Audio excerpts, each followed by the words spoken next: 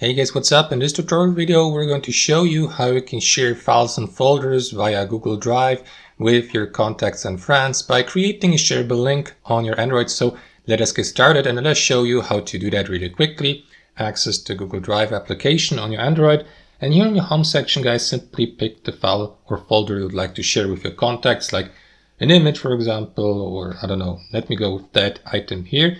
So to start this, simply tap on these three dots here to the right, just like that. And after that, select share from the top of that drop-down menu here. And after that, use that search bar here where it says add people or groups to add the email address or the name of the contact you would like to share the file with. So let me go, for example, with that contact here, confirm.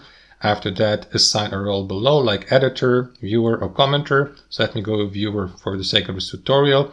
Viewers of files and folders can see comments and suggestions, but can't edit these files or leave comments. So that's basically it. Once you're ready, guys, you may, for example, leave a message below. However, that's optional. And decide whether you'd like to notify the given contact of the sharing. And once that's done, guys, simply tap on that arrow to the right icon in top right to select or to send an invitation to the given user so that he or she may accept it and access the shared file or folder via their Google Drive. And that's basically it, guys. That's how you share files and folders with your contacts. Alternatively, guys, what you may do is, for example, let me close that menu here by tapping on X. You may do the following. You may tap on these three dots next to the file name again. After that, instead of tapping on share, select manage access here.